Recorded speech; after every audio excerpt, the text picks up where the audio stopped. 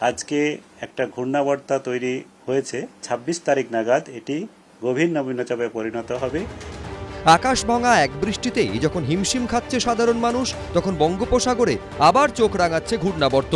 বৃষ্টিতে ভাসতে পারে এবারের পুজোর প্রতিদিনই বৃষ্টির পূর্বাভাস। আলিপুর আবহাওয়া দফতর জানিয়েছে, মায়ানমার এবং সংলগ্ন মধ্য পূর্ব বঙ্গোপসাগরের কাছাকাছি এলাকায় বাতাসের মধ্যস্তর পর্যন্ত বিস্তৃত রয়েছে একটি ঘূর্ণাবর্ত। বৃহস্পতিবার যা পরিণত হতে পারে নিম্নচাপে, চতুর্থীতে গভীর নিম্নচাপে। পাশাপাশি মঙ্গলবার থেকে আরও একটি ঘূর্ণাবর্ত তৈরি হতে পারে বঙ্গোপসাগরে।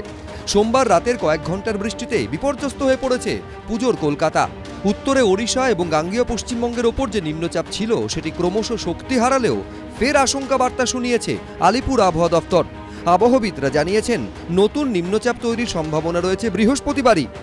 আজকে একটা ঘূর্ণাবর্তা তৈরি হয়েছে। ২৬ তারিখ নাগাদ এটি গভীর নিম্নচাপে পরিণত হবে এবং এটা অগ্রসর হবে পশ্চিম দিকেই।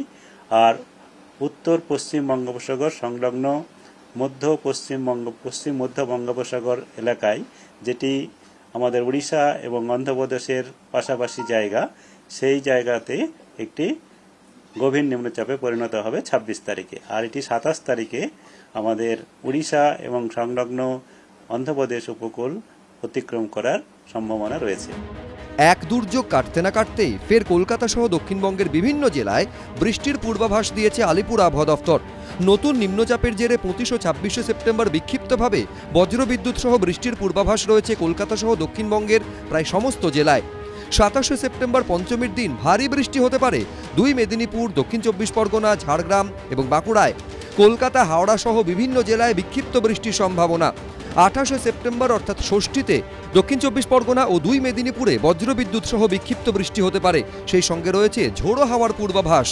২৯ সেপ্টেম্বর সপ্তমীতে দক্ষিণবঙ্গের বিভিন্ন জেলায় হালকা থেকে মাঝারি বৃষ্টিপাত হতে পারে। ৩০ সেপ্টেম্বর তৈরি ঘূর্ণাবর্ত শক্তিশালী হলে নবমী রাত থেকে বৃষ্টি বাড়তে পারে দক্ষিণবঙ্গে।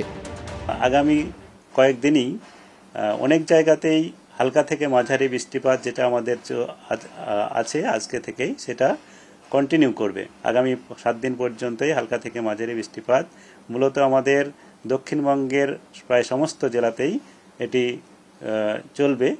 তবে অনেক জায়গাতেই হবে। ২৭ তারিখে উপকূলবর্তী কয়েকটা জেলাতে, যেমন আমাদের দক্ষিণ ২৪ পরগনা, পূর্ব পশ্চিম মেদিনীপুর, এই 3টে জেলার মধ্যে 1-2 জায়গায় করে ভারী বৃষ্টিপাত হতে পারে। তবে আবহাওয়া দফতর থেকে জানানো হয়েছে, উত্তরবঙ্গে আপাতত ভারী বৃষ্টির সম্ভাবনা নেই। দার্জিলিং সহ ওপরের 5টি জেলাতে বিক্ষিপ্তভাবে বজ্রবিদ্যুৎ সহ বৃষ্টির সম্ভাবনা বেশি।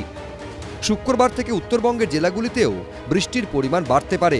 সন্দীপ সরকার, এবিপি আনন্দ, কলকাতা।